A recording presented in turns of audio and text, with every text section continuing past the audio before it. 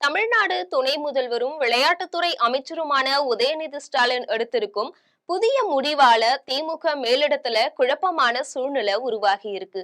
இது பற்றிய விரிவான செய்தியை இப்போ பார்க்கலாம்.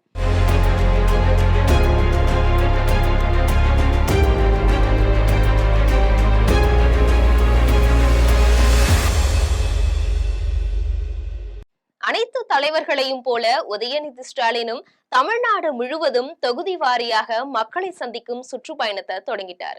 திமுக இளைஞரணி செயலாளரான உதயநிதி ஸ்டாலின் ஒவ்வொரு தொகுதியிலும் மாவட்டத்திலும் எந்த அளவுக்கு அரசு திட்டங்கள் மக்களை போய் சேர்ந்திருக்குது, அதனால மக்கள் எந்த அளவுல பயன்பெற்று இருக்கிறார்கள், குறிப்பாக இளைய சமுதாயத்தினர் மற்றும் பெண்கள் எந்த அளவுக்கு பயன்பெற்று இருக்கிறார்கள் என்பது குறித்து ஆய்வுகள் நடத்தி வராரு.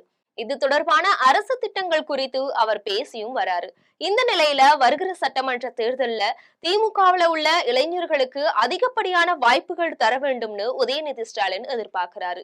கடந்த 2021ஆம் ஆண்டு சட்டமன்ற தேர்தல்ல திமுக 177 தொகுதிகளிலையும் போட்டியிட்டது. இது மட்டுமில்லாம 57 தொகுதிகளை கூட்டணி கட்சிகளுக்கு ஒதுக்கியது.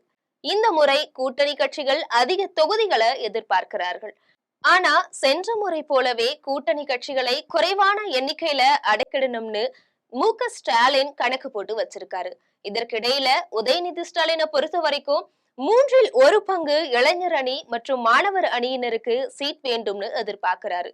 இது தொடர்பாக 40 முதல் 50 தொகுதிகள் இளைஞர் அணி மற்றும் மாணவர் அணிக்கு ஒதுக்க வேண்டும் என திமுக மேலிடத்துல அவரு கோரிக்கையும் வச்சிருக்கிறாரு. தமிழக வெற்றி கழகத்தை பொறுத்த வரைக்கும் விஜய் களமிறங்குறதால திமுகவிலும் இளைஞர்களுக்கு அதிக வாய்ப்பு தர வேண்டும் என அவர் கோரிக்கை வச்சிருக்காரு. இது குறித்து திமுக மேலிடத்துல உதயநிதி ஸ்டாலின் பேசும் பொழுது, நடிகர் விஜய்க்கு 87 லட்சம் இளைஞர்கள் ஆதரவு தெரிவித்து இணைய பக்கங்கள்ல பதிவு செய்திருக்காங்க.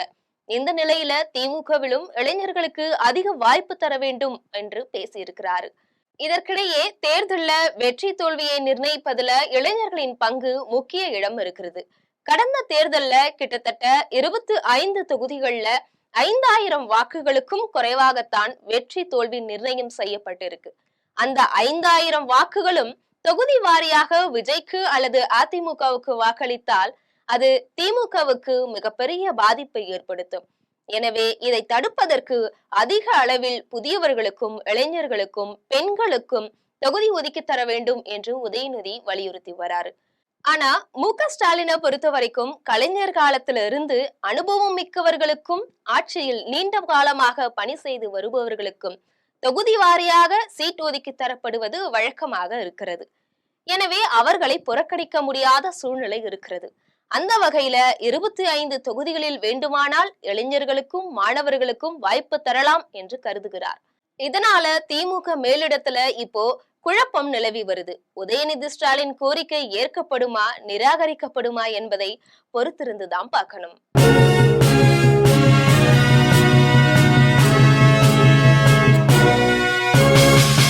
உடனுக்குடன் அப்டேட் தெரிந்து கொள்ள ஜெம் டிவி தமிழ் ஆப்பை இன்ஸ்டால் செய்யவும்.